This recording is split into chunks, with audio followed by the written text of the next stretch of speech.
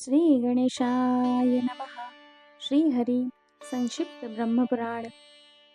त्वमेव माता च पिता त्वमेव त्वमेव बन्धुश्च सखा त्वमेव त्वमेव विद्या द्रविणं त्वमेव त्वमेव सर्वं मम देव देव त्वमेव सर्वं मम देव देव त्वमेव सर्वं मम वासुदेव। श्री ब्रह्मपुराण भाग 9वां। क्रोष्टु आदि के वंश का वर्णन तथा समयंतक मणि की कथा। लोमहर्षण जी कहते हैं, क्रोष्टु के गांधारी और माद्री 2 पत्नियां थी। गांधारी ने महाबली अनमित्र को जन्म दिया तथा माद्री के युधाजित एवं देवमीढुष ये 2 पुत्र हुए। इन तीनों वंशों का पृथक पृथक चला, जो वृष्णिकुल की वृद्धि करने वाला था। माद्री के 2 पुत्र और सुने जाते हैं, वृष्णि तथा अंधक। वृष्णि के भी 2 पुत्र थे, श्वफल्क और चित्रक। श्वफल्पक बड़े धर्मात्मा थे। वे जहाँ रहते वहाँ रोग का भय नहीं होता था तथा वहाँ अवृष्टि कभी नहीं होती थी। एक बार काशी नरेश के राज्य में पूरे 3 वर्ष तक इंद्र ने वर्षा नहीं की। तब उन्होंने श्वफल्क को बुलावाया और उनका बड़ा आदर सत्कार किया। श्वफल्क के वहां पहुंचते ही इंद्र ने वृष्टि आरंभ कर दी। काशीराज की एक कन्या थी जिसका नाम गांधिनी रखा गया था। वह प्रतिदिन ब्राह्मणों को एक गोदान किया करती थी, इसीलिए उसका ऐसा नाम पड़ा था। वह श्वफल्क को पत्नी रूप में प्राप्त हुई और उसके गर्भ से अक्रूर का जन्म हुआ, जो दानी, यज्ञकर्ता, वीर, शास्त्रज्ञ, अतिथि प्रेमी तथा अधिक दक्षिणा देने वाले थे। इनके अतिरिक्त उपमद्गु, मद्गु, मेदुर, अरिमेजेय, अवीक्षित, आक्षेप, शत्रुघ्न, अरिमर्दन, धर्मद्रुक, यतिधर्मा, धर्मोक्षा, अंधकरु, आवाह तथा प्रतिवाह नामक पुत्र एवं वारांगना नाम की सुंदरी कन्या हुई। अक्रूर के उग्रसेन कन्या सुगात्री के गर्भ से प्रसेन और उपदेव नामक 2 पुत्र हुए, जो देवताओं के समान कांतिमान थे। चित्ररथ के पृथु, विपृथु, अश्वग्रीव, अश्वबाहु, स्वपार्श्वक, गवेषण, अरिष्टनेमि, अश्व, सुधर्मा, धर्मभृत, सुबाहु तथा बहुबाहु नामक पुत्र एवं स्रवृष्टा और श्रवणा नाम की 2 कन्याएं हुई। देवमिरुड़ ने अक्सिनी नाम की पत्नी के गर्भ से शूर नामक पुत्र उत्पन्न किया। शूर से रानी भोज्जा के गर्भ से 10 पुत्र उत्पन्न हुए। उनमें सबसे पहले महाबाहु वसुदेव उत्पन्न हुए, जिन्हें अनाकदुदुम्बी भी कहते हैं। जिनके जन्म लेने के बाद देवलोक में दुदुम्बियां बजी थी और अनेकों मृदंगों की गंभीर ध्वनि हुई थी, इसीलिए उनका नाम अनकदुदुम्बी पड़ गया था। उनके जन्म में फूलों की वर्षा भी हुई थी। समस्त मानव लोक में उनके समान रूपमान दूसरा कोई नहीं था। नरश्रेष्ठ वसुदेव की कांति चंद्रमा के समान थी। वसुदेव के बाद क्रमशः देवभाग, देवश्रवा, अनादृष्टि, अनवक, वत्स्यवान, गृज्जम, शाम, शमिक और गंडूष उत्पन्न हुए। शूर की 5 सुंदर कन्या भी हुई, जिनके नाम इस प्रकार है: पृथुकीर्ति, पृथा, श्रुतदेवा, श्रुतश्रवा तथा राजादि देवी। ये 5 वीर पुत्रों की जननी हुई। वृष्णि के छोटे पुत्र अनिमित्र से शिनी का जन्म हुआ। शिनी के पुत्र सत्यक हुए। सत्यक से सात्विक उत्पन्न हुए, जिनका दूसरा नाम युयुधान था। देवभाग के पुत्र महाभाग उद्धव हुए। गंडूश के कोई पुत्र नहीं था, अतः विक्षसेन ने उन्हें अनेक पुत्र दिए। उनके नाम इस प्रकार है: चारुदेष्ण, सुदेष्ण तथा सर्वलक्षण संपन्न पांचाल आदि। उन सब में छोटे थे महाबाहु रक्षुम्नेय, जो युद्ध से कभी पीछे नहीं हटते थे। कनवक के भी दो पुत्र हुए, तंद्रिज और तंद्रिपाल। गृजम के भी दो पुत्र थे, वैरु तथा अश्वहनु। शाम के पुत्र शमीक थे। शमीक राजा हुए। उन्होंने राजसूय यज्ञ किया तथा उनके पुत्र अजात शत्रु हुए। अब वसुदेव के वीर पुत्रों का वर्णन करूंगा। वृष्णिवंश की अनेक शाखाएं हैं। जो उसका स्मरण करता है उसे कभी अनर्थ की प्राप्ति नहीं होती। वसुदेव जी के 14 सुंदर पत्नियां थी। पुरुवंश की कन्या रोहिणी, मदिरादि, वैशाखी, भद्रा, सुनामनी, सहदेवा, शांति देवा, श्रीदेवी, देवरक्षिता, वृकदेवी, उपदेवी तथा देवकी, ये 12 तो राजकुमारियां थी। और सुतनु तथा बड़वा, ये 2 दासियां थी। ज्येष्ठ पत्नी रोहिणी, जो बहिक की पुत्री थी, वसुदेव जी से ज्येष्ठ पुत्र के रूप में बलराम जी को प्राप्त किया। तत्पश्चात उनके गर्भ से शरण्य, शठ, दुर्दम, दमन, शुभ्र, पिंडारक और उशिनर नामक पुत्र तथा चित्रा नाम की कन्या हुई। इसी प्रकार रोहिणी की 9 संतानें थी। चित्रा ही आगे चलकर सुभद्रा के नाम से विख्यात हुई। वसुदेव के देवकी के गर्भ से महायशस्वी भगवान श्री कृष्ण अवतीर्ण हुए। बलराम के रेवती के गर्भ से निशित उत्पन्न हुए, जो माता पिता के लिए बड़े लाडले थे। सुभद्रा के अर्जुन के संबंध से महारथी अभिमन्यु उत्पन्न हुआ।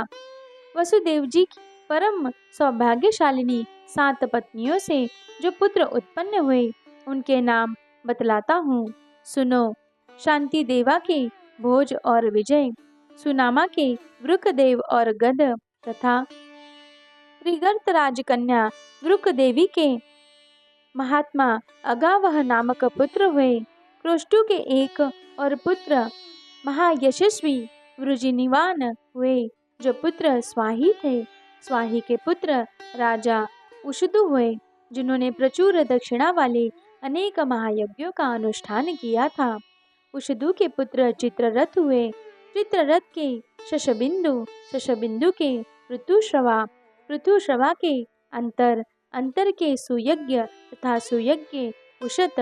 उषत का अपने धर्म के प्रति बड़ा आदर था।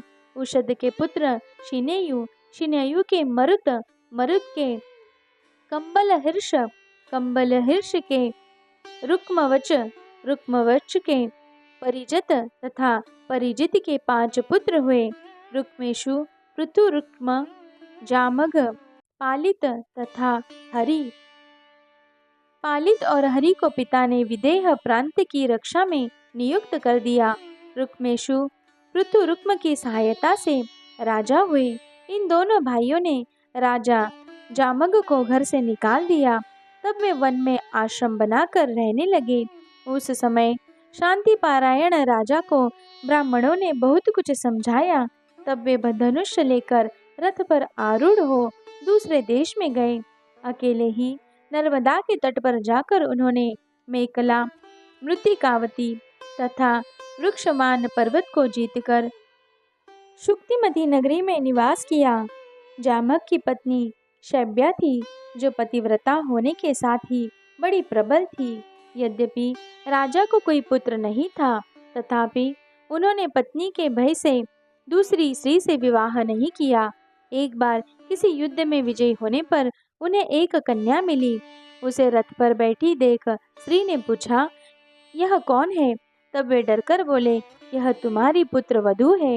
यह सुनकर रानी बोली, मेरे तो कोई पुत्र नहीं है, फिर यह किसकी पत्नी होने से पुत्र वधू हुई? यह सुनकर जामग ने कहा, तुम्हें जो पुत्र उत्पन्न होगा उसके लिए यह पत्नी प्रस्तुत की गई है। तत्पश्चात रानी शब्या ने कठोर तपस्या करके एक विदर्भ नामक पुत्र उत्पन्न किया। उसका विवाह उस राजकन्या से हुआ। उसके गर्भ से क्रथ और कौशिक नामक पुत्र उत्पन्न हुए। वे दोनों बड़े ही शूर तथा युद्ध विशारद थे। उसके बाद विदर्भ के भीम नामक पुत्र हुआ। उसका पुत्र का नाम कुंती हुआ। कुंती से धृष्ट का जन्म हुआ, जो संग्राम में धृष्ट और प्रतापी था। धृष्ट के आवंत, दशार्ह तथा विषहर नामक 3 पुत्र हुए, जो बड़े धर्मात्मा और शूरवीर थे। दशार्ह के वोमा और वोमा के पुत्र जिमूत बतलाए जाते हैं। जिमूत के विकृति, विकृति के भीमरथ, भीमरथ के नवरथ और नवरथ के पुत्र दशरथ हुए। दशरथ के पुत्र का नाम शकुनी था। शकुनी से करम्ब तथा करम्ब से देवरात का जन्म हुआ। देवरात के पुत्र देवक्षत्र तथा देवक्षत्र के महायशस्वी वृद्धक्षत्र हुए। वे देवकुमारों के समान कांतिमान थे। इनके सिवा मधुरभाषी राजा मधु का भी जन्म हुआ, जो मधुवंश के प्रवर्तक थे।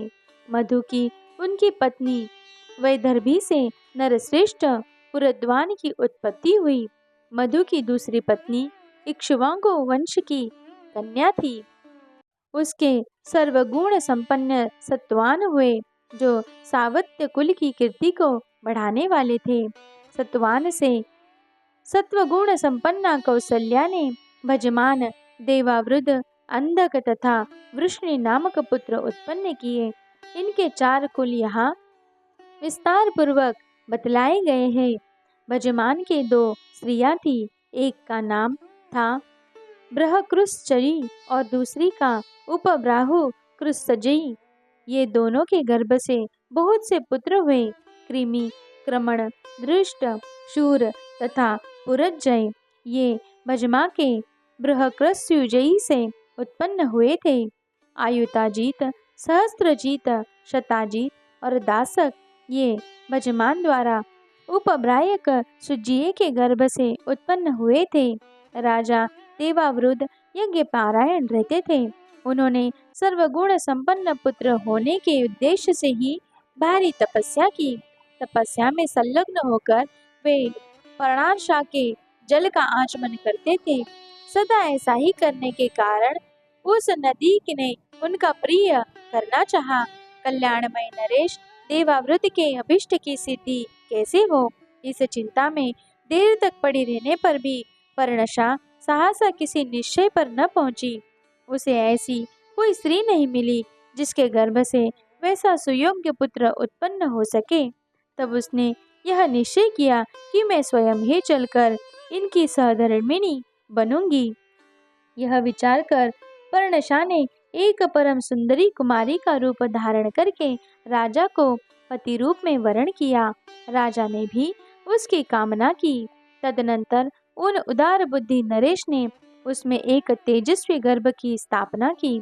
तत्पश्चात 10वें महीने में पर्णशा ने देवावृद्ध के सर्वगुण संपन्न पुत्र बभ्रु को जन्म दिया। इस वंश के विषय में पुराणों के ज्ञाता देवावृद्ध के गुणों का बखान करते हुए निम्नलिखित प्रसिद्ध गायका गाथा का गान करते हैं।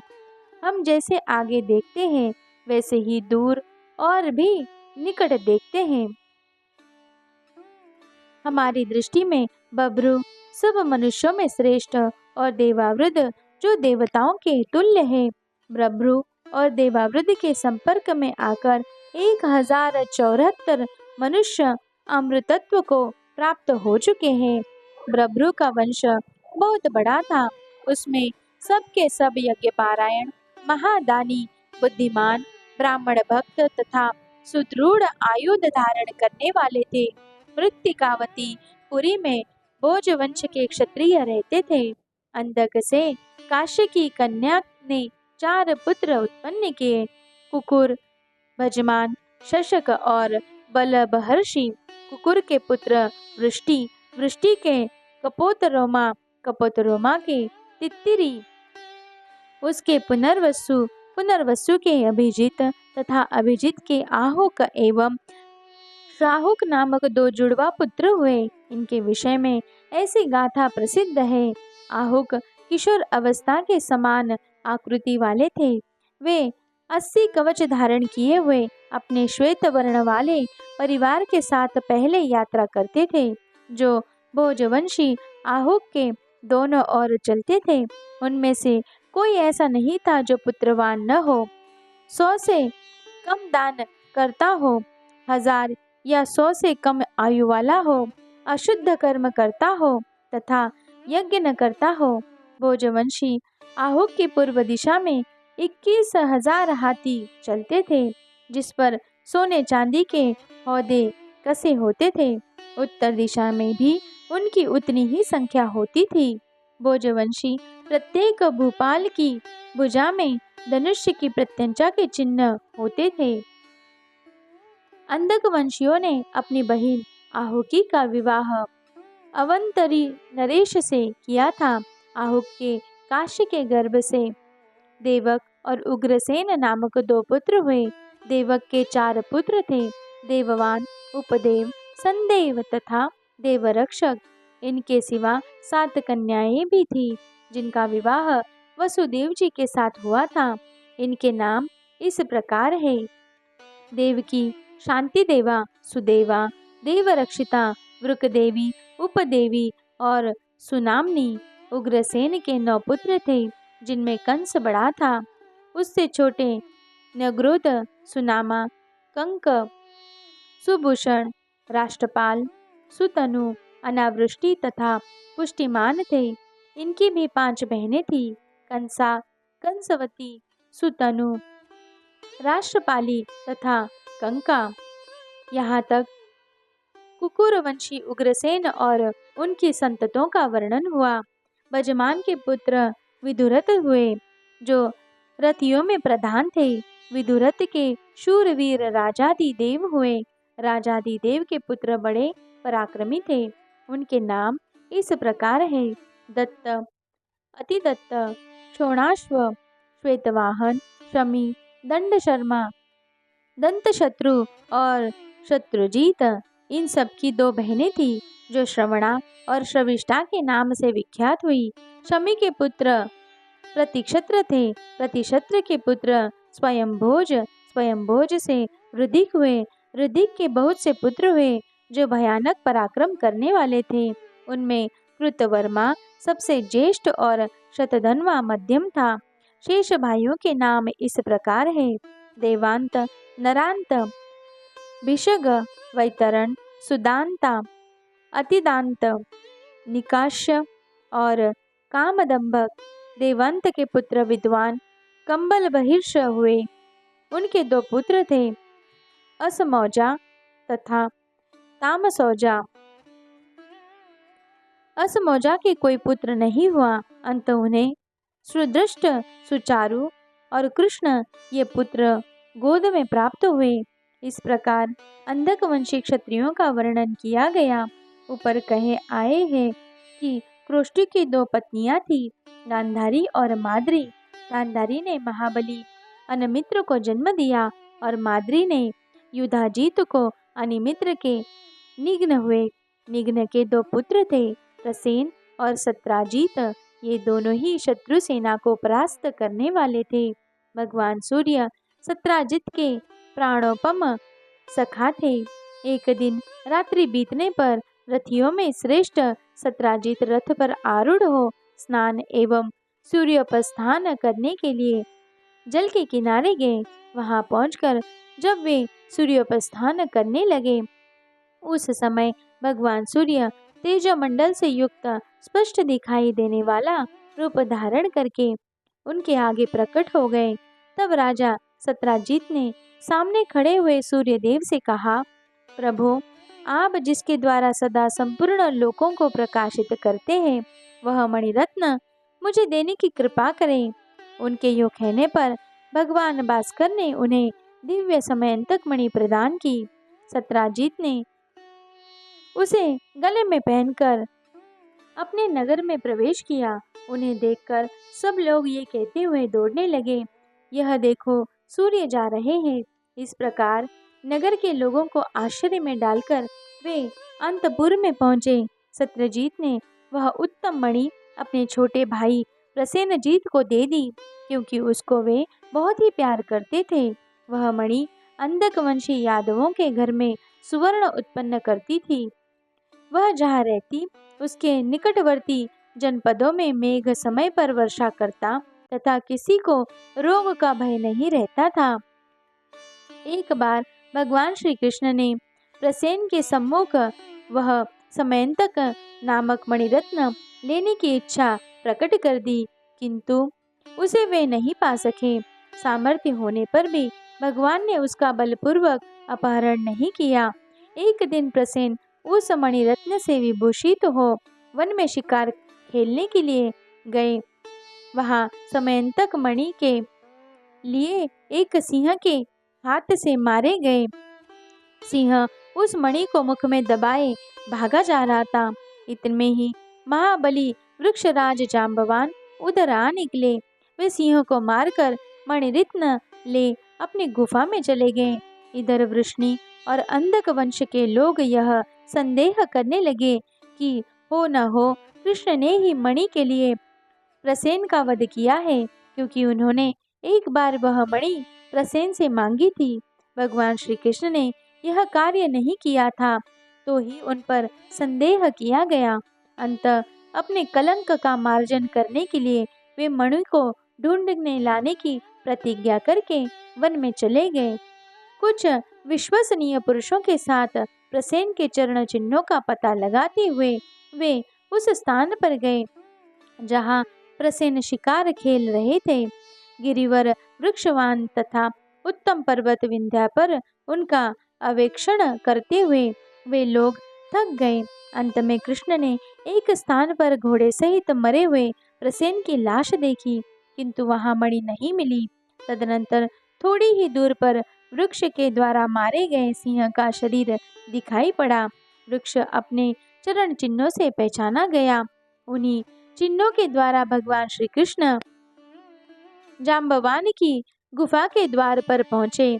वहां उन्हें बिल के भीतर से किसी धाई की कही हुई यह वाणी सुनाई दी, मेरे सुकुमार बच्चे, तू मत रो। सिंह ने प्रसेन को मारा और सिंह जांबवान के हाथ से मारा गया। अब यह समंतक मणि तेरी ही है।